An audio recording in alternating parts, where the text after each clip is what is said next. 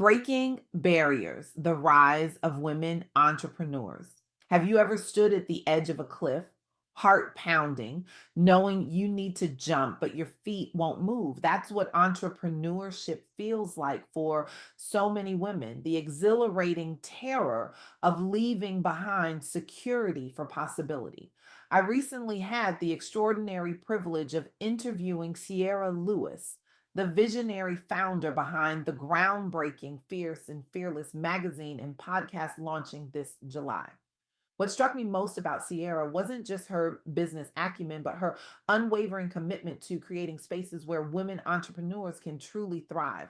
She's not merely building a media platform, she's igniting a revolution that's fundamentally reshaping how women approach business ownership and self advocacy in traditionally male dominated spaces. In a world desperately needing more female voices in leadership, Kiora stands as a beacon illuminating paths for countless women still finding their way through the darkness of doubt and institutional barriers. The statistics tell us something we already feel in our bones. Women entrepreneurs face a unique set of challenges. Only 2.3% of venture capital funding goes to women led startups. Women are 60% less likely than men to secure three or more sources of funding. And yet, women owned businesses grow faster and often deliver higher returns on investment. This isn't just a disparity, it's a systemic failure that leaves billions in potential economic growth untapped. So, what's happening in this gap between potential and opportunity? That's exactly what Ciara Lewis is addressing with her Fierce and Fearless platform. During our conversation, three critical insights emerged that I believe could transform how we think about women's entrepreneurship. First, Tiara emphasized that women entrepreneurs need more than just business advice. They need a comprehensive support system that addresses the full spectrum of their experience. The Fierce and Fearless brand isn't just launching a magazine on July 1st.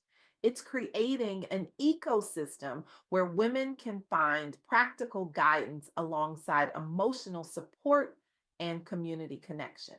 Business isn't just business for women, Sierra told me, her eyes flashing with conviction. It's personal, it's emotional, it's tied to our identities and our sense of worth in ways that aren't always acknowledged in traditional business education. This resonated deeply with me. How many times have we been told to leave our emotions at the door in professional settings, as if the very qualities that often make women exceptional leaders, empathy, intuition, relationship building, are somehow liabilities rather than assets. We've been taught to compartmentalize, to fragment ourselves into acceptable professional personas while leaving our full humanity at home. But what if our wholeness is precisely what the business world needs most desperately right now? The second insight that emerged from our conversation was that the transition from traditional career to business ownership represents a particularly vulnerable inflection point for women. It's not just about learning new skills, it's about unlearning limiting beliefs and reconstructing our professional identities from the ground up. Let me share a story that illustrates this perfectly.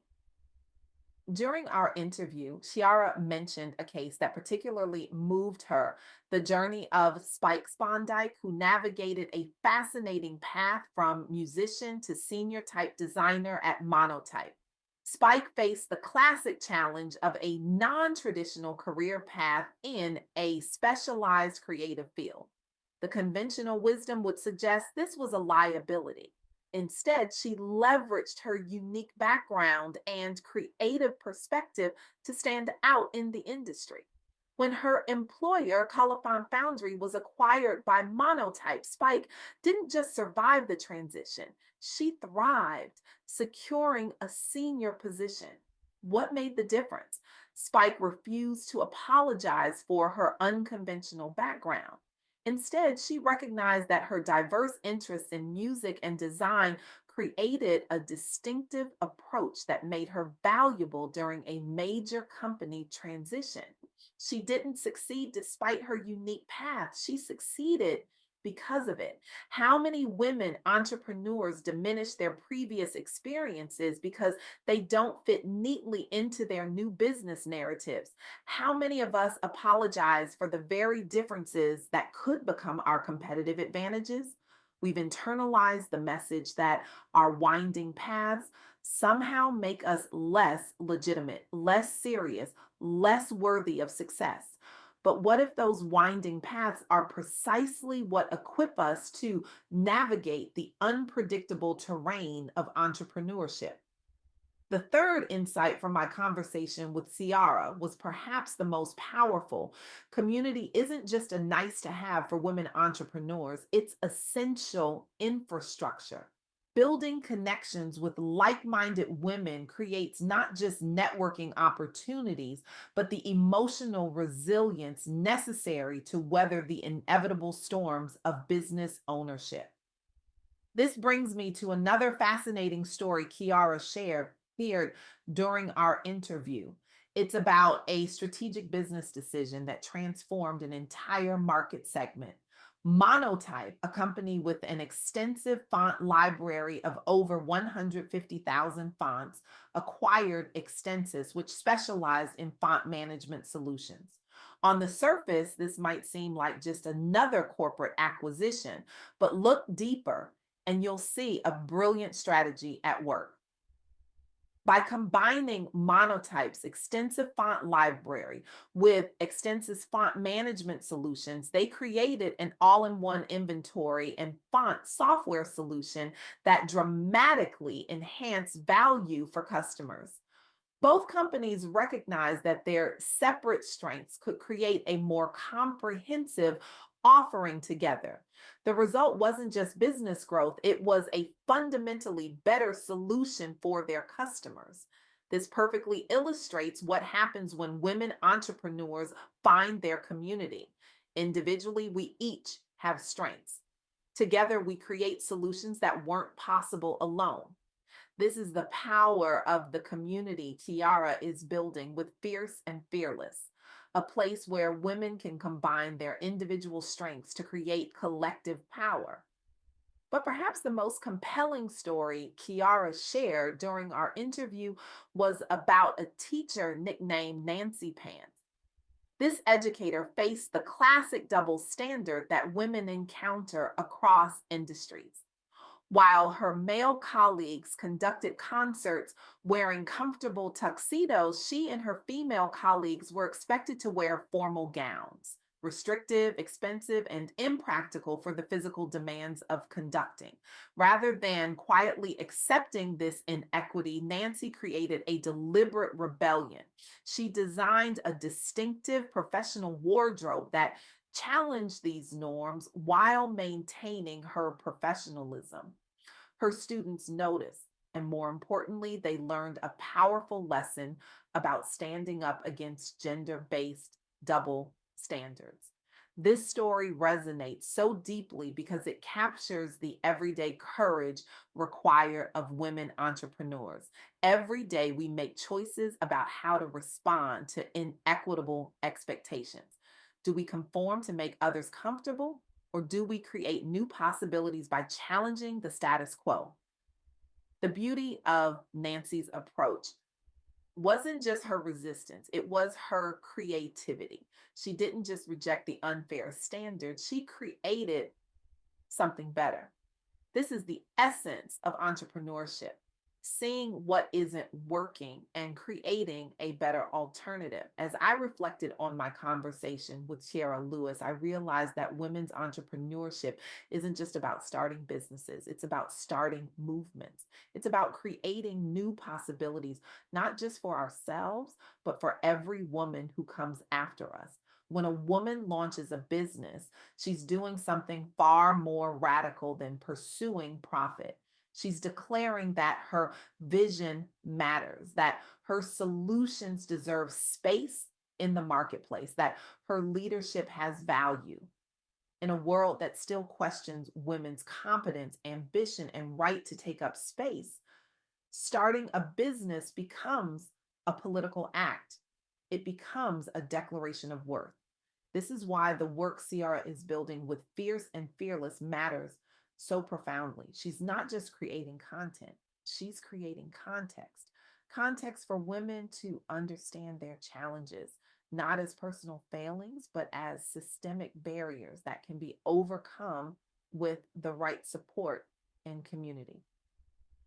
So, what happens next? What do we do with these insights?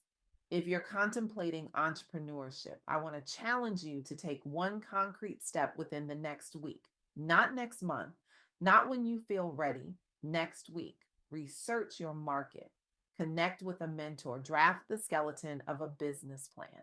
The key is to move from contemplation to action, no matter how small that first step might seem. Because here's what I learned from Ciara Lewis and the remarkable women she profiles: readiness is a myth. No one feels completely ready to leap into entrepreneurship. The difference between those who dream and those who do isn't preparation, it's courage. And courage isn't the absence of fear, it's the decision that something else is more important than fear. For Spike Spondike, that something was creative integrity. For the companies in our second story, it was creating better customer value. For Nancy Pants, it was dignity and equality. What's more important than your fear? Whatever your answer, that's your starting point. That's the core of your entrepreneurial identity. As we stand here today, I want you to understand something profound. The world doesn't just need more women entrepreneurs, it's desperate for them. Our global challenges demand the very qualities women often bring to leadership: collaboration over competition, sustainability over short term gains, community over individual advancement. When women build businesses, they don't just change markets, they transform communities. They hire more diverse teams, they mentor more generously, they lead with values that extend beyond quarterly returns. So I leave you with this challenge. What would happen if you stopped waiting for permission to lead? What would happen if you stopped apologizing for your ambition? What would happen if you treated your business dream not as a selfish indulgence, but as a necessary contribution to a world in desperate need of your unique solutions? The cliff edge may look terrifying, but I promise you, the view from midair is exhilarating, and the impact you'll make when you spread your wings will ripple far beyond anything you can imagine from where you stand today. The world doesn't need more women politely waiting their turn. It needs women bold enough to create their own opportunities. It needs women fierce enough to challenge broken systems. It needs women fearless enough to build the businesses only they can envision. It needs you, not someday, not when you're ready. Now, take the leap. We'll catch you